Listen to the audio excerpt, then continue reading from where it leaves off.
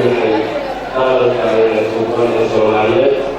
Runtii dalkeena wuxuu ku jira dhowr iyo labaatan sano oo ah muddo aan haysan karin qofka xilligaas Soomaaliya uu yahay aabo. xilligaas qofka dhashay maanta wuxuu yahay aabo. runtii sidaas aawadeed hay-addu waxay u aqoonsatay in magaalada bishay caasimadda Soomaaliya lagu sameeyo soo nooleyntii dhaqanka ummadda Soomaaliyeed oo ay ka faa'iideysanayaan